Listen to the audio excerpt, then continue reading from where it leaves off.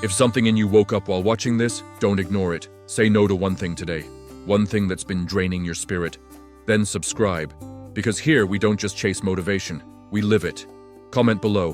What are you saying no to? And let that no be the beginning of your rise. You don't rise by doing more. You rise by removing what pulls you down.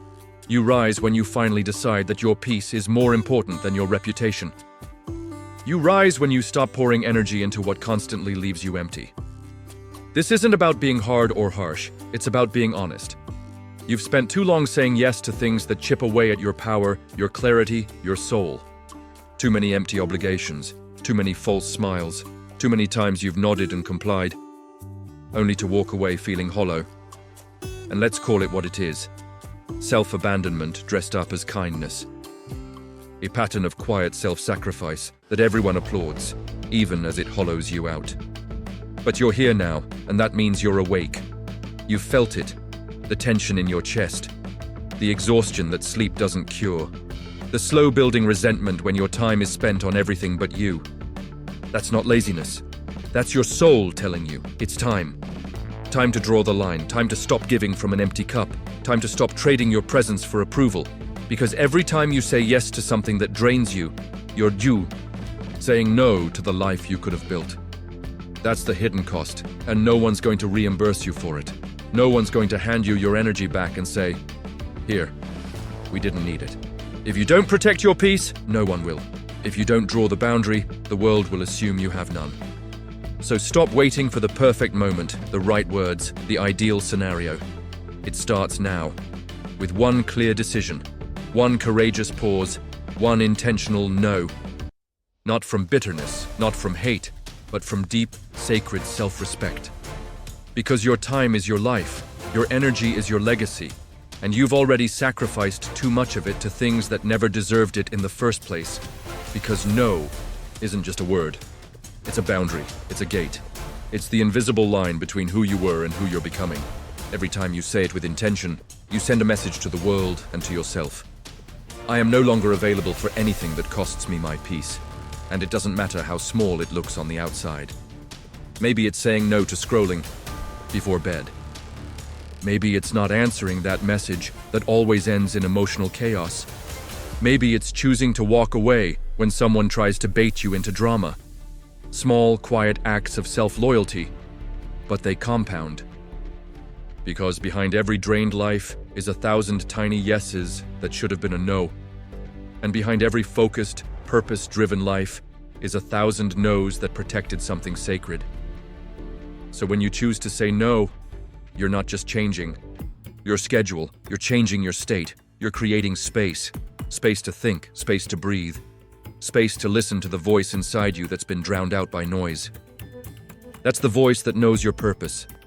That's the voice that holds your standard. And the more space you give it, the more it speaks. That's when everything begins to shift. Because the goal was never just more productivity. It was presence.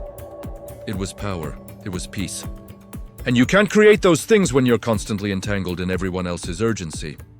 You weren't born to be available to everything. You were born to be aligned with something real, something that matters. And the path to that alignment isn't paved with more effort, it's carved with intentional refusal. Saying no is the highest form of self-respect. It's how you claim your time. It's how you reclaim your soul. There's a quiet revolution that happens the moment you start honoring your own time, not just managing it, not just scheduling it, honoring it. You begin to see the value of your presence, not as something to be distributed endlessly, but something to be directed intentionally. You start filtering invitations through a new lens. Does this fuel me, or does it deplete me? Is this aligned, or is it just familiar? And with that clarity comes a power most people never access.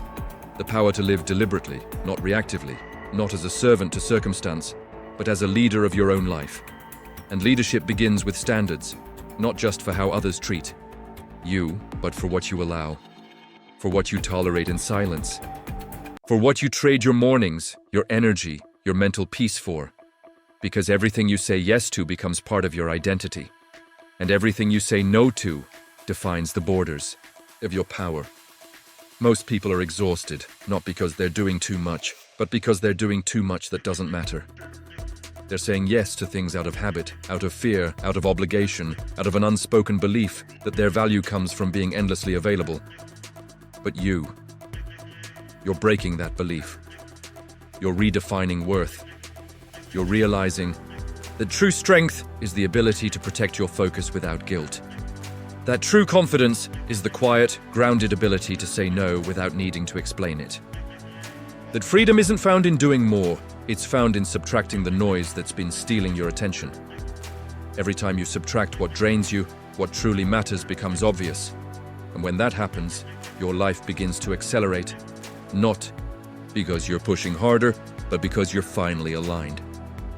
And as you reclaim that energy, something deeper starts to shift. You begin to see how much of your identity was shaped by what you tolerated. The late-night texts you answered, even when you were exhausted. The meetings you agreed to when your heart whispered, "Not this." The people you kept around out of history, not harmony. All of it leaves fingerprints. And when you stop allowing it, you don't just feel different, you become different. More grounded, more deliberate, more you. The real you. The one who doesn't seek validation in overgiving. The one who doesn't confuse busyness with purpose. The one who knows that peace is a non-negotiable, not a luxury. And yes, this version of you might make others uncomfortable. People who benefited from your lack of boundaries will try to call you selfish. Let them. People who knew the version of you that never said no will resist the version that finally does. Let them. Because you're not here to make everyone comfortable. You're here to grow. You're here to become someone who walks through the world with unshakable clarity, not because you have all the answers, but because you've stopped asking for permission. You've stopped outsourcing your worth. You've stopped draining yourself to fill up everyone else. And that's not rude. That's evolution. That's what it looks like when a person wakes up and realizes that protecting their energy isn't just good for them. It's necessary for everyone they're meant to impact. You don't lead from depletion. You don't inspire from burnout. You lead from overflow. And overflow begins with one clean, unapologetic word: no. This isn't about becoming colder. It's about becoming clearer. Because when you're clear, you no longer say yes because you're afraid to lose love. You no longer agree because you're scared to disappoint. You say yes when you mean it. And you say no when it protects your peace. That's real power. The kind of power that doesn't need to shout to be heard. It's in your posture. It's in your calendar. It's in the way you guard your mornings. In the way you stop explaining yourself to people who were never listening. Because when your life is aligned, you don't need everyone to understand. You only need to understand yourself. You don't move from guilt anymore. You move from vision, and that vision becomes magnetic. Because there is something deeply attractive about someone who knows who they are and what they will no longer allow. That kind of certainty is rare. And that kind of energy moves mountains, not just in your personal life, but in your business, your health, your relationships, your purpose. When you remove what drains you, what's left is pure, what's left is potent, what's left is you, undiluted, undistracted, undivided. You've been living fractured.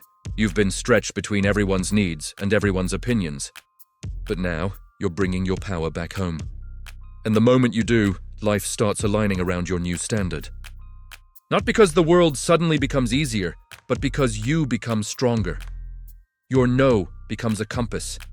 Your no becomes a gate. Your no becomes the reason your yes finally means something. And that's the moment it all changes. Not with applause, not with fireworks, but with stillness. You wake up one morning and realize you didn't check your phone the moment your eyes opened. You sit with your coffee in silence instead of racing to respond. You walk away from the conversation that used to trap you. You breathe a little deeper. You hear your own thoughts for the first time in weeks. That's the rebirth. That's the moment you reclaim your life. Not with some grand announcement, but in the small, sacred decisions you make when no one is watching. That's what makes you powerful. That's what builds unshakable confidence. Not the external wins, but the quiet victories within. Because true growth is invisible at first.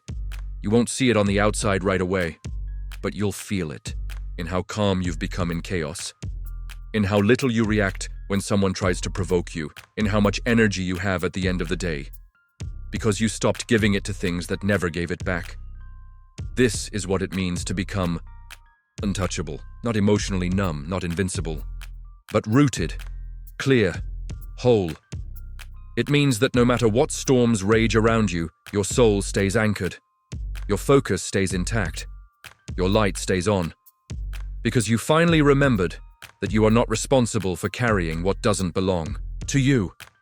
You are not obligated to stay where you are drained. You are not here to sacrifice your peace for approval. You are here to build, to rise, to create. And to do that, you must protect your energy like it's sacred, because it is. So today, let that be your practice. One moment, one pause, one bold decision to choose yourself. You don't need a full plan. You don't need a perfect strategy. You need presence. And the courage to follow through on what your soul already knows. You already know what drains you. You already know what you've outgrown. You already feel the weight of what you've been carrying for too long. So set it down, not out of anger, but out of wisdom, because you've finally remembered that your time is a currency. Your focus is an investment. Your attention is a vote for the life you want or the life you're tolerating. And today, you're done voting for what drains you. You're done funding your own fatigue. You're done betraying yourself for the illusion of being liked. You don't need to be liked by people who don't even like themselves. You don't need to be understood by people who never bothered to understand you in the first place. You need to be free.